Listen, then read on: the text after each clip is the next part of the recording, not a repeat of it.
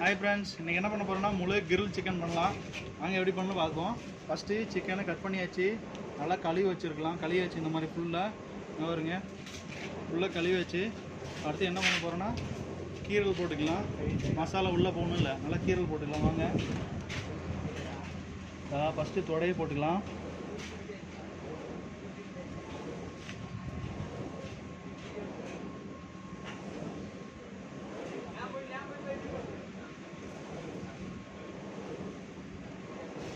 போட்டுக்கலாம்.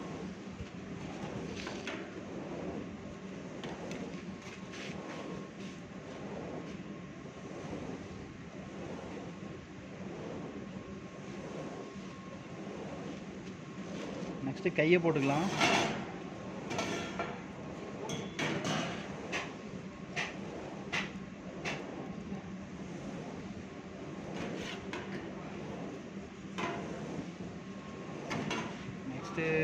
அப்படியே திருப்பி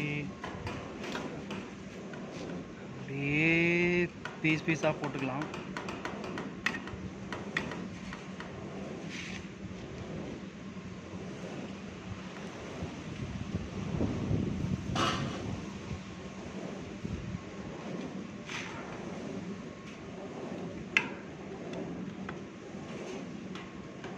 இந்த மாதிரி போட்டுக்கோங்க ஃப்ரெண்ட்ஸ், அப்போ தான் வந்துட்டு மசாலா உள்ளே போவோம். ஓகேங்களா?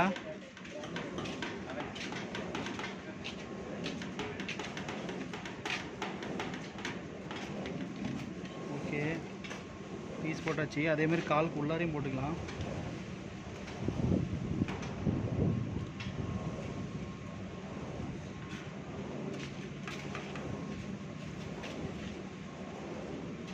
ஓகே, போட்டாச்சு. எல்லாம் பீஸ் போட்டாச்சு. அதே மாதிரி ஃப்ரண்டில் போட்டுக்கலாம்.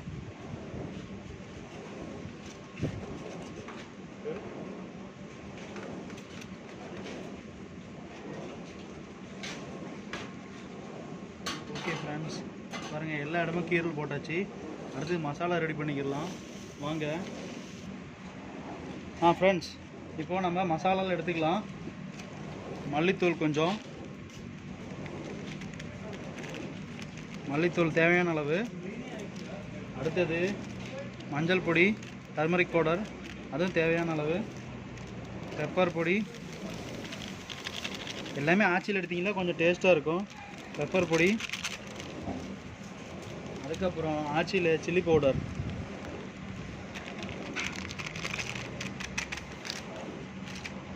இது 2 பாக்கெட் எடுத்துக்கலாம்.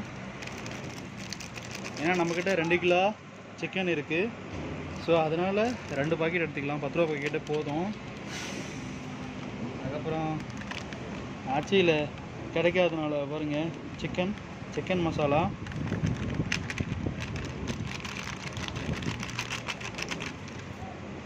நெக்ஸ்ட்டு லெமன் எடுத்துக்கிடலாம். ஒரு பாதி போதும்.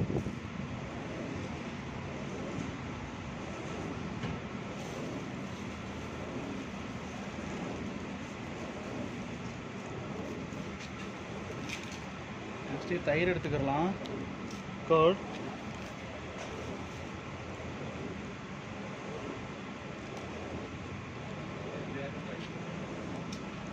தயிர் எடுத்துக்கிடலாம். ஓகே,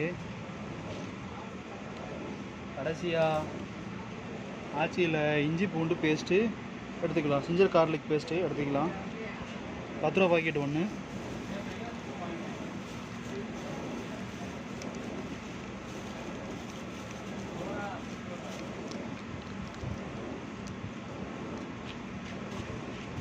இதுக்கு எல்லாத்துக்கும் மெயின் டிஷ்ஷு கடைசியாக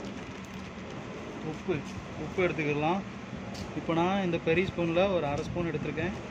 இந்த மாதிரி கொஞ்சம் எடுத்துக்கலாம், போதும். இப்போ நல்லா மிக்ஸ் பண்ணிக்கலாம்.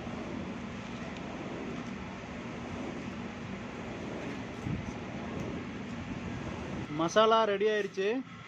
அடுத்தது நம்ம அப்ளை பண்ணிக்கிடலாம். கோழி எடுத்தாச்சு, அப்ளை பண்ணிக்கலாம்.